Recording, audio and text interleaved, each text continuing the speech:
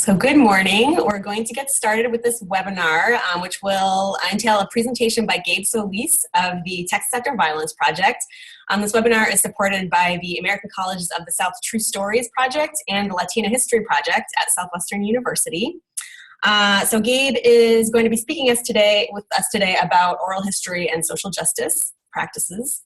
And he's currently executive director of the Texas After Violence Project, which is an oral history based nonprofit in Austin, Texas. Previously, he has worked at the Brennan Center for Justice at the NYU School of Law and also at the Rule of Law Oral History Project at Columbia University. So we're very grateful to Gabe for being here today. And I'll let him take it away. Okay. Over to Sharon Screen. Yes.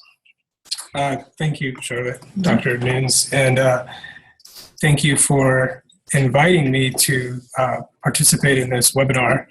I'm really excited to talk a little bit about this topic. It's something that I've been working on for several years, so I have a lot that I want to cover today, so I'm going to go pretty quickly. And I was telling Dr. Nunes also that if people have questions, feel free to interrupt me and ask questions while we're going through the presentation. We don't necessarily have to wait until the end to do it. So please ask questions. And can I pop in here too? You can also submit questions by the chat function using the webinar software, and we'll keep an eye on those too and make sure that Gabe covers those. Great, thanks. So Dr. Nunes asked me to speak a little about oral history and social justice. And like I said, I've worked on different projects, and we've used oral history in different ways, always with social justice in mind. And so I will start by talking about my work several years ago at the Texas After Violence Project. You see here on the first screen, one of the focuses of the project is to explore violence, trauma, incarceration, but mostly the death penalty through oral history and the building of a digital archive at the Human Rights Documentation Initiative at UT Austin. I'll talk a little bit more about that later. But in those first few years, we spent a lot of time really preparing to do field work. So we were doing a lot of, under Virginia Raymond, who was the director at the time, we were doing a lot of research about the various regions in Texas. One of the things that she always used to talk about was that, you know, Texas is not, it's one state, but it's actually like several different states within one, because the histories are so different. And so we spent a lot of time really thinking about that. We spent a lot of time traveling to different communities and meeting with people. And we spent a lot of time doing interviews. So in those first few years, we did interviews with a wide range of narrators. So we interviewed the loved ones of murder victims, the loved ones of people who were executed by the state, their family and friends. We interviewed defense and habeas attorneys, prosecutors, jurors, activists on both, from both perspectives on the death penalty, both anti-death penalty activists and also people who fought to keep the death penalty as a option for juries. And we interviewed clergy people, advocates, and even media witnesses to executions. In those first 2 years, we did something like 70 interviews, so quite a lot of field work. I want to talk about why we use oral history at Texas After Violence Project. And I watched Dr. Sendejo's webinar from a couple of weeks ago, and she did a really good job of going through the different methods and approaches to oral history, and even some basic guidelines for doing field work. So I won't go into that today. I don't want to recreate the wheel there. But what I will say is that one of the reasons why at Texas After Violence Project we use oral history is because of because it strives for the kind of equal interaction between the interviewer and the narrator. And people who've been theorizing about oral history for several decades have talked about that as being one of its main strengths as a methodology, is the striving toward equality in the interview. And so Alessandro Portelli, who's one of the kind of main theorists and practitioners of oral history, in his very well-known book, The Death of Luigi Trastulli, he calls oral history fieldwork an experiment in equality. And so he also describes subjectivity in oral history as the study of cultural forms and processes by which individuals express their senses of themselves within history. And the other reason, too, is that when you think about the types of interactions or interviewing that typically occur in the aftermath of violence, especially criminal violence, those interactions are usually rushed. They're usually adversarial in nature. So I'm thinking of the investigative interview when police are investigating a crime, the intake interview, whether it's in a jail or some kind of social services program. Also thinking less of an interview, but more of an interaction in terms of courtroom testimony. So within the courtroom, witnesses are usually, cross-examined by the state or the defense. And so oral history really counters those types of interviews. And so that was one reason why it was important for us to use this methodology as a way to open up the space for people to share their stories and their experiences, typically in ways that they've never were given that opportunity within the criminal justice process. And so, again, there's a lot of people writing and thinking about oral history as a methodology, ethnographic fieldwork and anthropology, who talk about these strengths of the methodology. So I won't go too much into that, but that's definitely something that motivates us in our work. I want to take a quick side note here and talk about how the methodology can also be applied in defense work or even mitigation work. So I worked doing mitigation for the Office of Capital Writs in Austin. We were working on post-conviction state habeas cases where a death sentence had been handed down. And one of the things I thought about a lot when I was in the field interviewing family members and friends or other witnesses was how much I was applying what I'd actually learned in doing oral history work at TAVP, precisely because you're trying to achieve some kind of authentic, genuine interaction with who you're talking to and being respectful to them and their experiences, and sometimes just being quiet and listening. And so I thought a lot about actually how that methodology can be useful to other fields where you wouldn't think that it would be. But the other thing too is there are actually serious kind of differences between what oral history strives to do and what people are doing, either investigative journalism or capital defense work or even sentencing advocacy work for non-capital cases. There are a lot of differences in that. The main one being that oral history really strives for a deeper understanding. It strives for truth, for trying to understand how people make meaning out of their experiences. Those other interview methods or those other types of work have different objectives. Usually they're not looking for truth. They're trying to find facts that support a specific narrative or looking for information that is in the best interest of their client. So there are very big differences, but I'm just interested in how the method can be applied to these other types of work and how they can't. So I just wanted to mention that as something that I'm thinking about right now, and I'd be interested to see how other people think about how oral history can be applied to fields where even research fields where it's not traditionally used. So let me move on here. In addition to doing the interviews and really, as some people say, bearing witness to people's experience with violence and how they deal with extreme loss, we are also focused on building the digital archive at HRDI. And it was a huge, it was a big deal for our small project to partner with UT HRDI when they agreed to be the institutional home of our growing collection. And at the time, we were working with an archivist named TK Sangwan, and she was excellent in helping facilitate that partnership and also helping us grow. Can you talk about what the HRDI stands for? Yeah, so it's the Human Rights Documentation Initiative. And let me just go to this slide here, where there's a screenshot of the software that they use to present these materials. So this is just a screenshot from interview we did with a professor at Sam Houston, and he's in this section, he's playing a song, and I was at this interview, and it was actually a really touching moment when he took out his guitar and sang the song.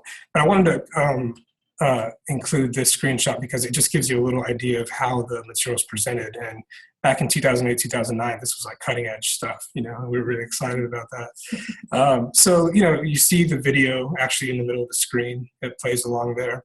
The tab for the table of contents is open, so the viewer, the user, can actually scroll through if they want to look specifically about the media and executions or the effects of executions on Huntsville as a community. There's also another tab there for the transcript, and it's actually really neat. The transcript rolls along right next to the video and kind of one-to-one correspondence. We also, not included in this screenshot, but there's also an abstract of the video that you're watching that kind of summarizes what you're watching.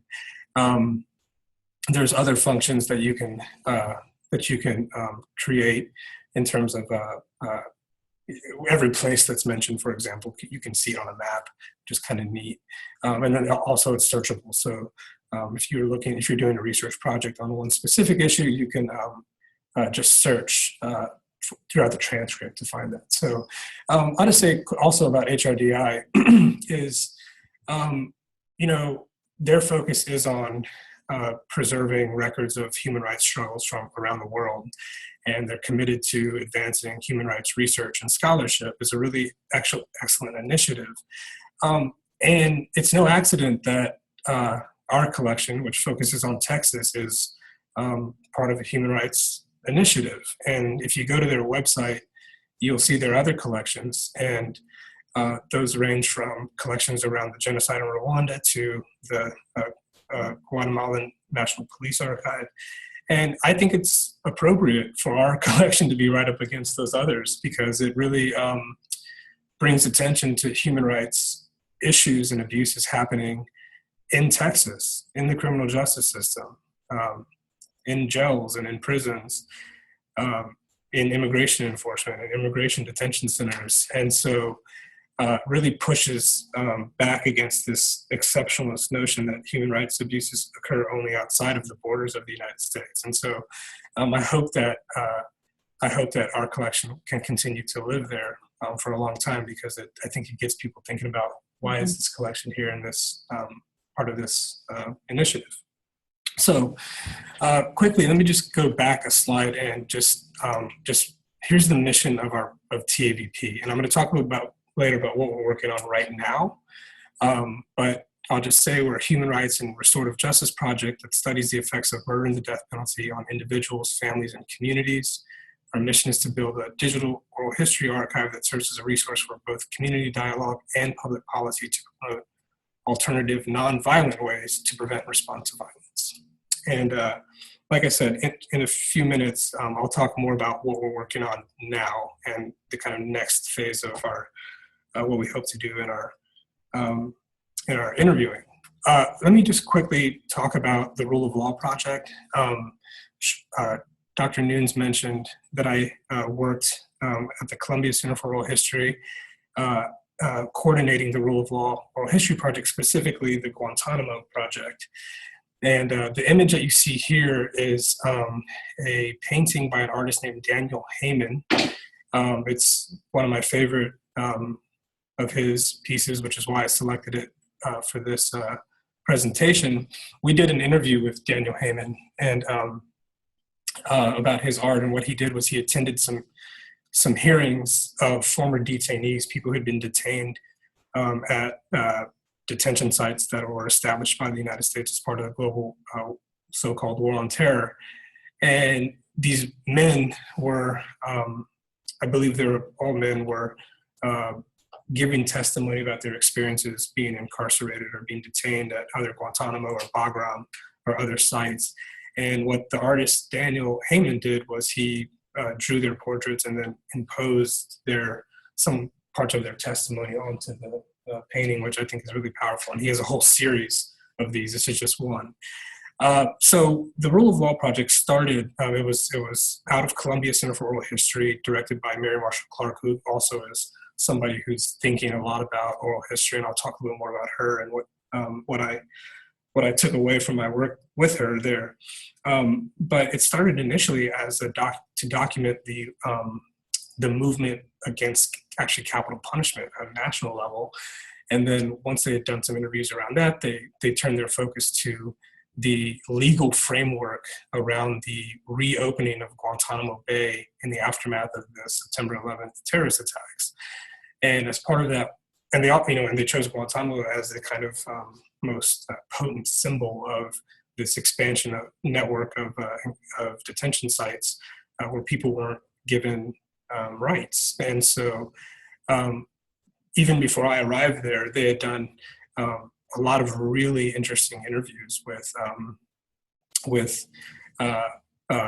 government officials from even the highest levels of the departments of justice and state, usually former government officials, also activists and military defense attorneys, people who are defending the men at Guantanamo Bay at the tribunals that are held on the base, also civilian defense attorneys, prosecutors.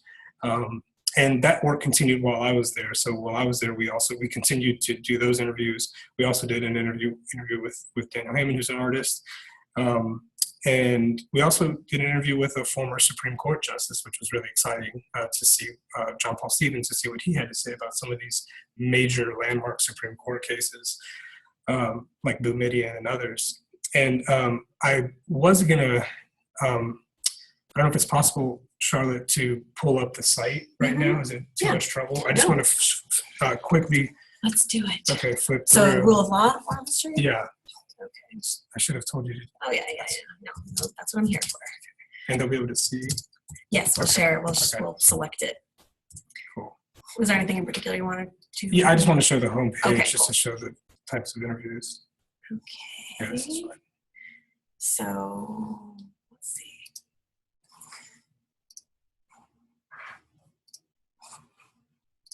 There we go. Great. So thank you. And so, yeah, I just wanted to quickly just show the viewers here. This is a really excellent resource. And these are some of the narrators. Also, I forgot to mention they interviewed people who had actually former detainees as well, and some of their family members talking about their experiences. And so a really cool resource. And I'm really proud of the work that I got to do there. And I really learned a lot from the people associated with that project. And I'm bringing a lot of that back to TAVP now. So I would encourage users to check this out. And if it's also possible, Charlotte, sorry, can we pull up HRDI really quickly? Yeah. Okay. We can do it right from this browser. Thank you. I think that should be the only internet sites that I'll need. I just want to show a quick clip of one of the interviews. Yeah, sure.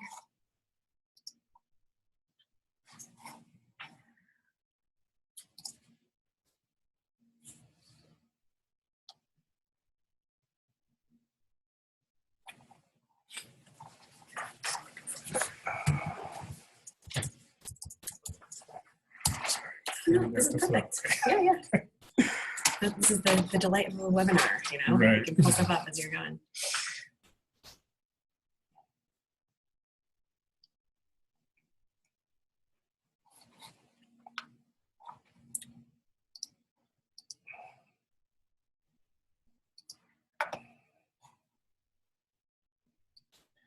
Okay. Is it possible to show this clip? Yeah, I think it should be. Sure. Yeah. Oh, you see it? Okay. Yeah. Let's see if we can get the audio here. Yeah, there you go. So this is just one clip. I kind of quickly went through our page on HRDI to get to this clip, but you'll see that if you go to our site, or to the Human Rights Documentation Initiative site, you'll see some of the interviews that we have up there in their abstract, so you can see a little information about the narrator. And again, we have a very wide range of interviews here, and we're working even right now on getting more up here. So, and I'll talk a little more about that process as to why that takes so long. This is an interview that is with the mother of a young woman who was killed at school. I could have selected, there's so many sections of interviews that are powerful and that really affect me. But this one is, it's just really special, and she talks about her daughter. And so I just want just play like maybe a minute of it, if that's okay. Charlie gets up that morning. It's like she went to dreamland and woke up new. Charlie woke up Friday morning. She had a ponytail. She wore some white shorts, a white spaghetti strap shirt, some white socks, and the white bobby socks with a little round ball on the back. They used to wear that back then. And she had that on. Everything was white. She had a little makeup on, a big, beautiful smile. So on the way to school, we was talking about her day again. Mom, you know I gotta go and get the t-shirts for the girls. So don't pick me up till 6 because we're gonna ride the bus to Harlem Hall. I'm like, okay, babe, okay. She said, but you remember what I asked you yesterday? I said, what you asked me? I said, is it about Marcus? She said, no, I remember we was talking. I said, okay, we don't talk about so much what? She said, remember MCI is hiring. And, you know, we're going to be working there as 16-year-olds. MCI was going to let some 16-year-olds work for this summer.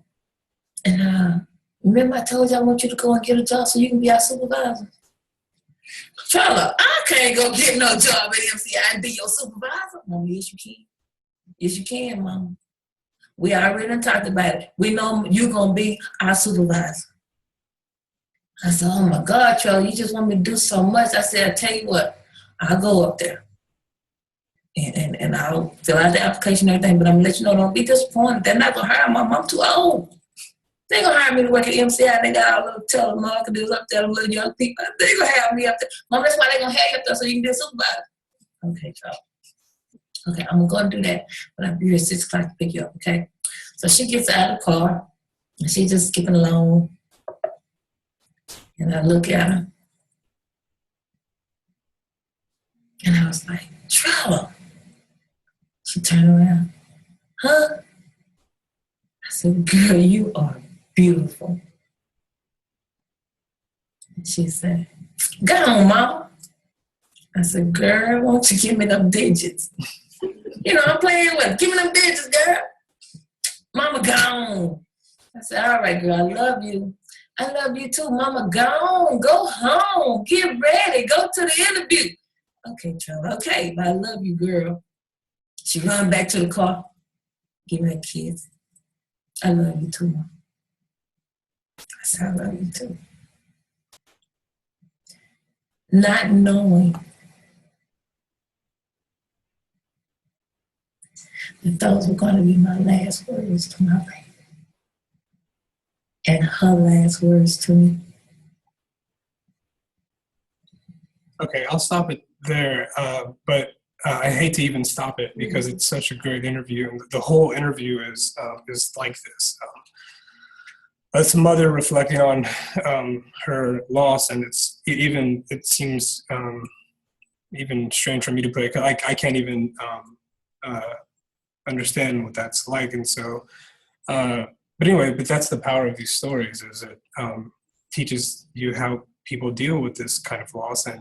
And this woman, Carolyn Mosley, I've never met her before, but just from what I've heard from some of my colleagues about her, I wasn't involved with this interview, but some of my former colleagues were, and you know, she's just an amazing woman and talks a lot about forgiveness of the young man who did it, and even started an organization about dating violence, I believe in Austin. So anyway, just a really strong woman, and one of our, all of the interviews I think are powerful, and all from different perspectives. And so I just want to say quickly, I'll go back to my PowerPoint here. You know, Allow me. sure. Oh, thank you. So,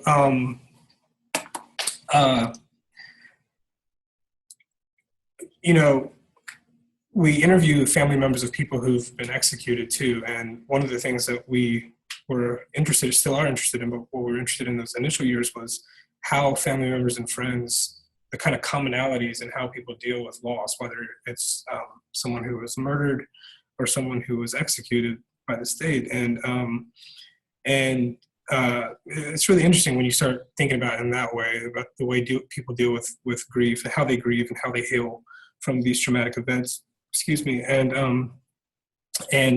a lot of these voices are left out of mainstream discourses about violence and about crime and about the role of the criminal justice system in actually achieving justice for families and friends of victims, and usually completely ignore the needs of the families of the defendants.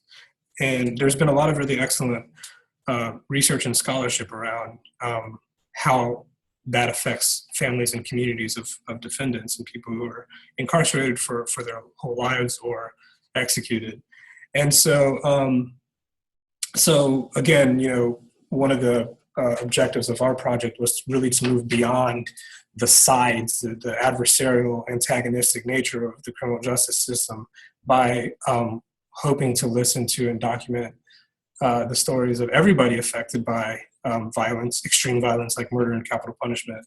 And, even people who are for capital punishment. And we're interested to hear those stories too. And, we just want to understand how only strictly punitive responses to violence, particularly the death penalty or long-term incarceration, how that actually perpetuates more violence and trauma throughout families and communities. And so that's something that we're always interested in and learn a lot about in watching some of these interviews. Okay, so let me just move on quickly. How am I doing on time?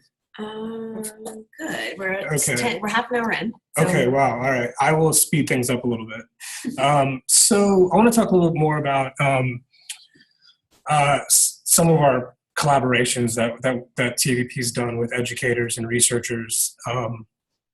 And it's kind of this work is in addition to the field work and to actually processing the interviews. And I'll just quickly say about processing. And I think Dr. Sandejo mentioned the consent process in her talk. Yes, very important. I mean, and she made some really good points about being upfront and transparent and having making sure the narrator understands the contours of the interview, how it's going to be used, whether it will be made public, when it will be made public, and the ways in which it will be made public. And most oral history projects and programs follow a similar protocol when it comes to consent and donating the materials. And that usually involves something like, a consent at the time of the interview, doing the interview, transcribing the interview, and then giving those materials back to the narrator and giving them some kind of an opportunity to go through and approve the materials to be donated either to the project or to an archive. Some projects are a little bit different than others. Ours is basically that.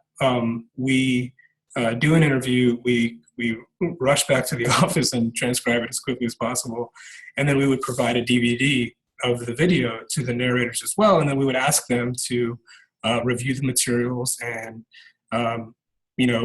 if we transcribe something wrong, like we got a year wrong, we can make that change. Or if they realize after reading it that it was actually 1984, not 1986, like they said, we can make that change. Or if someone said, I said this in the interview, I don't feel comfortable with this being public, then we would honor their wishes and remove a whole section of the interview or whole sections of the interview. We've even had people say, I did this interview, but now I don't want this to be public. And of course we have to honor that.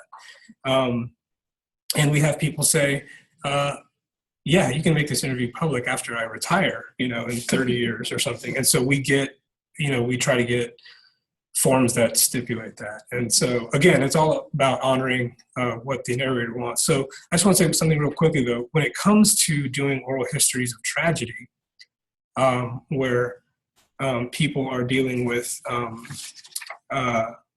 great loss and suffering, or actually reliving traumatic events in the interview, which is something that we mostly do when we're studying violence, that process becomes a little bit more complicated because you can't expect the family member of someone who was killed or executed, after already revisiting some of the darkest, most difficult moments of their lives, it's a little bit insensitive for us to then put it back in their face and say, oh, can you reread all of this carefully and go through it line by line and then get it back to us as soon as possible, because we really want to make, put this as part of our archive. We have to be patient with people and understand when people can't do that. And so even now we're still working with trying to move interviews through the long donation process, like 5, 6, 7 years later, because we recognize that we're asking a lot of narrators to revisit some of these materials. So one of the things that I'll be doing this year is actually going back to some of those narrators from years ago and seeing where they're at in donating the materials and going through them. Now, the one, I guess, benefit to that it takes so long is that it actually gives us a unique opportunity, I think, to do possible follow-up interviews with people and to a sort of longitudinal exploration of how people's loss and grief and healing manifests over a period of time. I think that's a really interesting project in itself. And so that will give us the opportunity to go back and say, how would you feel about, letting us interview you again? I think it would also be interesting to have the same interviewer come back and do the interviews as well. So that's something we're thinking about trying to do as well. Okay, moving on. So we've done some really interesting collaborations over the years with educators and researchers and artists, like I said. And we even did a really excellent collaboration with Dr. Nunes a couple of years ago, where as part of her course, Freedom and Imprisonment, she had her students engage directly with the materials in our digital archive. And they did a lot of her students and you did a lot of excellent work in Glyphos. And so we were very appreciative of that. And we're always happy to see students engaging with the work. I'll just mention another one here. So the image that you see here is a zine that was created by a high school student in a class put together by an artist named Mark Menhivod and a history teacher named Ryan Sprout.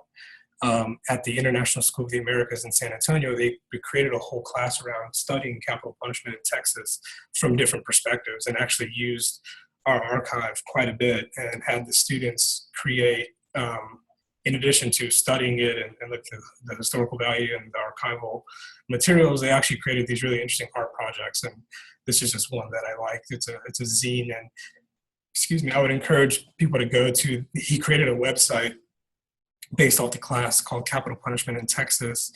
And on that website, he features everything that they worked on in every class. And so you can see some of the art projects that they did. And I just think it's a really creative way for people to engage with the archive. And we would love to do more of that, those kind of collaborations with people moving forward. Okay, so let's see here. So let me just, because I'm running out of time, talk a little bit about what we're working on right now. So we're very much in a phase at our project right now where we're planning on what the next phase of interviewing is going to look like, and what some of the research questions that we have. And we're hoping to consult with experts in various fields to help us design these projects. I mean, recognizing that we're not experts in these fields ourselves, even though some of our board members work in some of these fields and have interests in psychology and trauma, public health. So right now we're just thinking about what these projects will look like. So we're particularly interested in intergenerational, societal, and historical trauma. We've looked at how murder and the death penalty have perpetuated violence and trauma throughout communities, and for people who are affected at every process, every step of the process. Now I think we're interested in looking at how it manifests across generations. And so We've talked about wanting to do interviews with the children of murder victims or the children of people who are executed. Even talked about possibly trying to do some interviews with descendants of lynching victims or descendants of people who were executed by the state early 20th century, mid 20th century, and just trying to understand how that affects families and communities across generations. I think that's a really interesting question. The other thing too is what's called trauma oral history. This is a field, I think, mostly being spearheaded by the folks at Columbia, and it was something that my former director, Mary Marshall Clark, wrote about when she was writing about their work on the September 11th Narrative and Public Memory Project, which is an excellent oral history project. And they actually published a book reflecting on that project, as well as featuring some segments from those interviews. The book's called After the Fall. It's a really, really, I mean, it's a great book. And there's an article that Mary Marshall wrote, I believe it's in a different book, but where she's exploring this idea of trauma oral history. And I just want to quickly read a quote here from that article. She defines it as a highly focused form of the natural capacity of oral history to support meaning making on multiple levels of subjectivity in post-traumatic contexts. Expanding on the work of psychologists in the field of trauma and mental health, she's advocating, saying that oral historians, just like psychologists and human rights workers are trained to respond sensitively to people who have suffered trauma, oral historians working in the aftermath of traumatic events should be encouraged to refine their understanding of their work in the realm of trauma. That's basically what we're doing right now. I think TVP's been engaged in trauma oral history from the beginning. We just didn't know that there was a term for it. And so we've been paying really close attention to the work that Columbia and other oral history projects, not at universities, but more grassroots projects, are doing around this type of oral history work. And, you know, I think that TVP, because of what we've done and what we want to do, has the potential to really be a project that really explores this method and thinks about its potential and limitations and things like that. We're really wanting to look at violence in the context of public health. This is something that is a lot of people are interested in right now, I think, in terms of looking at how to best respond to violence. And so that's something that there's some excellent researchers who write about violence as an urgent public health issue that we're reading right now. And we think that oral history and oral history interviews can make a unique contribution actually to looking at it that way. I have a question here. What does justice look like? This is something that I think a lot about when I'm watching some of our interviews or thinking about what kinds of interviews we want to do next. I'm particularly thinking of what does justice look like for the families of murder victims. There's a lot of scholarship around this question of closure, whether the execution of the offender provides closure for families. What does closure mean? That's a huge debate right now. And, you know, although I think you'll find families out there who will say that the execution or the life imprisonment without possibly parole for the so-called offender does provide closure. I think there's a lot of families out there who don't necessarily want that and have other ideas of what they want from the criminal justice system in the aftermath of violence. And we have interviews, some of them aren't public right now, but we have interviews with families who are actually opposed to the death penalty after their loved one had been murdered and made that known to the prosecutors or the district attorneys. So what does justice look like for, other victims, surviving victims, or what does justice look like for the family members of the offender, So this is just something I think about often. Again, oral history has the unique potential to really try to form really deeper understandings of what justice is and what it should look like and how our criminal justice systems currently fail to achieve that for everyone involved. And finally, digital media and curated projects. I could go on and on about what different kinds of projects we want to work on, ranging from audio documentaries drawing on our materials, to online exhibits. Bertha, who is one of Charlotte's students, is working on an exhibit now featuring some of the interviews and some other materials that we hope to have up in the next few months.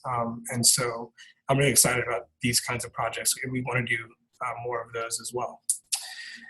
Okay, I think I'm done. But before I finish, I just want to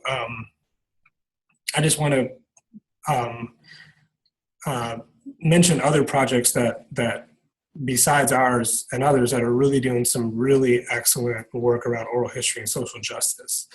Groundswell Oral History for Social Change is a network of oral historians that are engaged in oral history and social justice work. I would encourage, if you're interested in oral history and social justice, I would encourage you to go to Groundswell's website and think about becoming an individual or institutional member. It's not much, and what you get in return is access to this network. They also provide practitioner support and online classes on a variety of topics and issues, such as incorporating anti-oppression principles in oral history work, which I think is really interesting. And the people who run Groundswell, it's a group of the committee that runs it, they're all really super committed and just awesome people. And I'm really happy to be a member of Groundswell, and I wish I could do more work with them. Let's see. There's an Oral History and Black Lives Matter project that I've seen recently.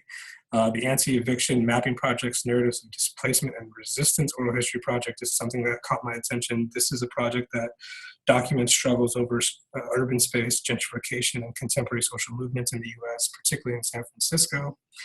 The Forced Trajectory project is one that I was reading about recently.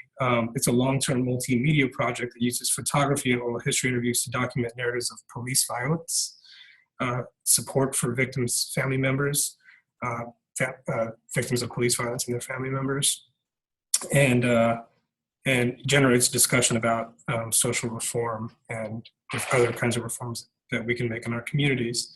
And finally, the Portland Immigrant Rights Coalition. This was a collaboration between this nonprofit and oral historians that did oral histories with families impacted by the collaboration between police departments and ICE, Customs Enforcement. And I think the end goal there was to produce media that could be used in campaigns for immigrant justice. And so this is just like a quick sampling of a lot of the really great, interesting work that people are doing out there. And I love seeing what people are doing and reading about what they're doing, and also thinking about ways that we might be able to collaborate with other projects too. Okay, on our new website, we have a resources page. This is just a screenshot of it. This is just some readings and films and articles and books that have really influenced our thinking about what we're working on. And we have different sections there. And so if people are interested to learn more about our work and how we're inspired, and again, how we approach these issues, go to that resources page. And we don't have all of these available online at this point, but we'll try to help people obtain them if we can. All right, so I think that's it. I'm sure I left some stuff out, but here's our website, and then here's an email address that I check. And so please email me if you have any questions about anything that I mentioned or want to get involved with us somehow. And I'll leave it there. Cool. Thank you so much. Thank you so much, Gabe. No, thank you. I appreciate it. Let's open it up to questions. Anybody have one for the question? We'll turn your audio and video on and you can ask away.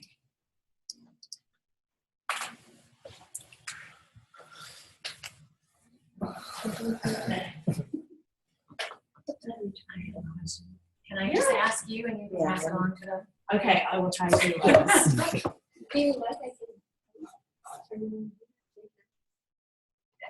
okay. I'm just curious how you find the families to interview. Do people contact you, or you? Well, let's repeat the question. So, sure. We have a question about how the Texas Center Violence Project finds the families that they interview. So essentially how you guys identify subjects Right. And I guess maybe also what's your process for reaching out, building trust. Right. Yeah, that's a really good question. I'm going to answer it here, but I'm talking to you. So many different ways. Usually through with the family members of murder victims or people who've been executed. Usually through referrals somehow. So sometimes we're contacted. We've been contacted in the past. People have called us, or we've given a talk in a community, and someone's come up to us afterwards and said, I'm interested in sharing my story. Sometimes attorneys contact us and say, I know of one of my clients' families that wants to get their story out there. Rarely will we certainly never call people and ask on the spot, but we have sent out letters and emails to people just because it gives us an opportunity. It's a little bit less confrontational, and it gives us an opportunity to really try to explain the purpose of the project and why we think that their story is important, and also we can also outline the risks and again try to make a case for them to at least have a conversation with us to let us explain our project. And a lot of people say no, and that's totally understandable. But a lot of people say yes too. So that's typically how we do it. And what was your other question? It was about maybe like how you build trust. Yeah. So that's a really good question, and Dr. Sandeo mentioned a little bit about that as well. Excuse me, in her webinar. That's tough. I think it starts with the second that you step into someone's home or place of business or wherever they feel comfortable doing the interview. We've done interviews in public libraries before because people don't necessarily want people they don't know in their home. But we prefer to do interviews in people's homes because even within the frame of the camera, you get a really good visual understanding of who people are by the pictures around them, some of the art or whatever in their house. And so I think it starts even before you go, actually. I think it's a phone conversation that you have to explain the point of the project. And I think it pursues throughout the interview, obviously, and then even after the interview when you're staying in touch with people about the donation process. And, that's also something I think a lot about too is, there are people who I interviewed 6, 7, 8 years ago who I still think about pretty frequently. I doubt they think about me, but I think about them for sure. And I wonder how they're doing. And I wonder if it would be appropriate to reach out and just say hello because as a lot of people know who do oral history, it affects the interviewer deeply. And so yeah, I think building the relationship, the trust is one of the most important parts of the work. And I think that's, again, one of the strengths of oral history. That's one of the kind of core tenets of the methodology. And that's deeply rooted, by the way, in the history of the methodology. Okay. Playback issues. Yeah, it doesn't work for me. Can I pose a follow-up question to that? Yeah. Gabe, maybe could you also say a few words about how you manage the emotional impact of doing oral history work? Sure. So, yeah, that's a really good question. And that's something that we some of us learned the hard way. We were really, when we first started in those first few years, I don't think any of us knew how the interviews would impact us. I think our director and some of our board members and the people who trained us to do oral history were aware there was something that we needed to be mindful of because, you're right and you're directly engaged with somebody who's grieving. And I'll just speak from my own experience, but I know because I've talked to some colleagues about this, it deeply affected us. And to be honest, I had to totally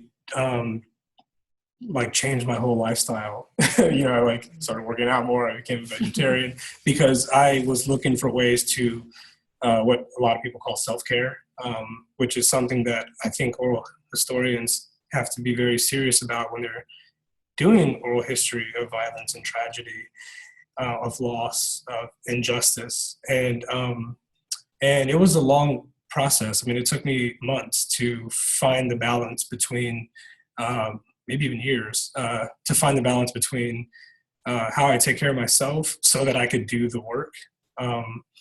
And, you know, that was something, fortunately, I had experienced that in my first 2 years at TAVP. And so I was able to take that to the work around torture and extrajudicial detention that we were doing at Columbia. And then even some of the work working directly on death penalty cases, for sure. So yeah, I can't talk enough about the importance of really watching yourself, seeing how you're reacting. And it's not something you can control. I mean, this is happening on a neuro level. So it's not like you can shut yourself off to this. I mean, this is just a part of being human, is engaging empathically with people who are suffering. And it's something we think about a lot at TAVP. Our board member and founder, Walter Long, has written some really excellent articles around the effects of, not specifically on oral historians, but the effects of these processes on families and on communities and on prison guards and, you know, just all kinds of people affected by the process. But, you know, it doesn't stop there. I mean, it affects, even now, even people studying it, it affects us too. So yeah, that's a great question. And I think, you know, there's a lot of books out there about self-care and what some people call secondary trauma, and what my colleague Walter thinks is not so secondary, but actually direct trauma when you're dealing with these types of issues. And so yes, even now, talking to our interns and volunteers, the first day they come in and we talk about that, and we talk about, you know, take a walk. Like after you watch an interview or after you're transcribing an interview, like take a walk, take the afternoon off, take a week away from engaging directly with the materials and do something a little bit less heavy. Yeah, we're very serious about that because it's tough. Yeah.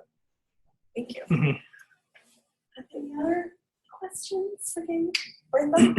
So could you, yeah, give it a try. So just unmute your audio at the bottom left hand. And yeah, this is not gonna work. It's close together. Okay, so Bertha, come over here then.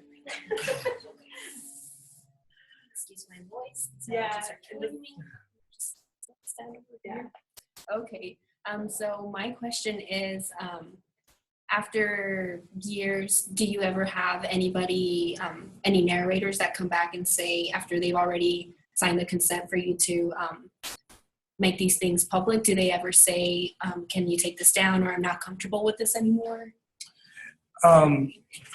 That's also a good question. Not in my experience has that happened. And I think that that's probably a testament to the front end work that we do in terms of making sure that narrators fully understand what the objective of the project is, which is to make these interviews public at some point and to make them available to public as a resource.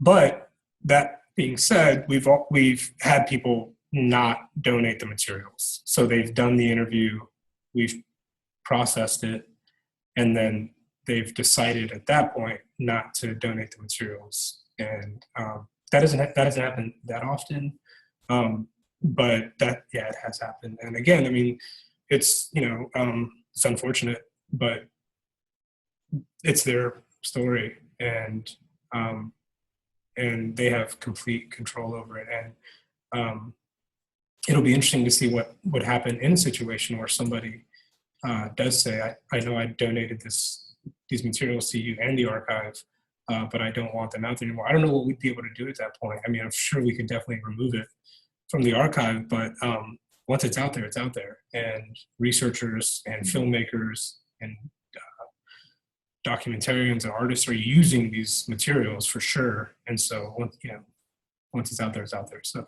again, I think that just goes to doing due diligence on the front end and making sure that people really understand their rights as narrators, but also what happens once it's put into the public domain. So I would also encourage people to read about the Boston College oral history issue, where these questions ultimately resulted in litigation and in people's lives being ruined when stories were put out there that weren't ready to be out there, and criminal charges and all kinds of stuff. I mean, it was a really sad situation, but it, I think, taught other oral history projects, oral historians, that these questions are important. And our former director, Virginia Raymond, actually wrote a really great piece reflecting on the Boston College oral history issues. And I don't know if that's online, but I like the way that she kind of thought about it and applied it to what we were doing, and basically lessons learned from how to avoid that kind of situation. Because again, we're dealing with extreme crime and murder and state violence. And so I think these concerns might be not as urgent when you talk about oral histories of, I don't know, a lake or a baseball team or something like that. But when you're talking about these types of oral histories, something we think about often. In fact, right now, we're also thinking about kind of updating our consent and donation process to take these things into consideration as well. So it's a great question, though, for people who are designing oral history projects or engaged in them now. Questions, Tori? Do you, in your oral histories, do you always record them visually, or is there sometimes you only record them like auditory, and what's the difference between advantages or disadvantages? Well, let's repeat the question. Okay, so glad you asked that question. So we have a question about whether the TAVP always uses video for the oral histories, or whether they sometimes go with audio, and if there are sort of different intentions behind the different media. Thank you, Tori, for that question. I have a lot of thoughts about this, but I'll keep it brief. So we mostly do video interviews. I think we have maybe a few audio interviews in our collection, and I really think that was because at the time we didn't have a video camera. We were just getting started, and so we just had an audio recorder. But we mostly do video recordings unless the narrator just for some reason does not want to be on video. But that, again, I don't think that's ever happened. This is something I'm thinking about right now, actually, is what's lost when it's audio only. What's gained when you can visualize the interaction, or you can visualize the narrator and their story.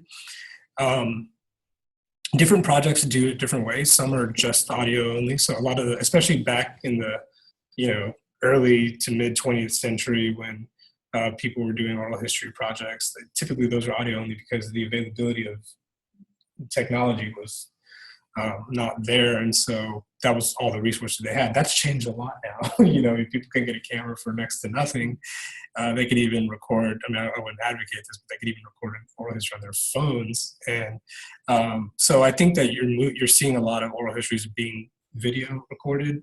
I prefer that because I feel like there's a whole other dimension to the interview when you can see the person telling their story, and again, when you can see their house, their house or the settings.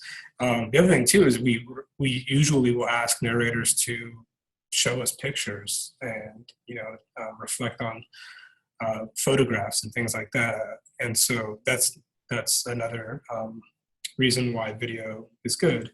I'll just say this: I'm curious as to why. In oral history, traditionally, you never see the interviewer in videos. And so I think that's just because that's how it's been done traditionally. And I'm sure there are a lot of theorists who have written about this. But I think it'd be interesting to see the interaction actually happening between the interviewer and the narrator, and to see how people's body language interacts and things like that. So it's a little bit academic, but we don't include ourselves in the videos, but it's something I think oral historians and people working in digital media should think about, because why not? So it's a really good question. Great. Yeah. I think we better end it there. So let's have a round of applause for Gabe. Thank you very much. Thank you. We'll end the recording. Thanks, guys.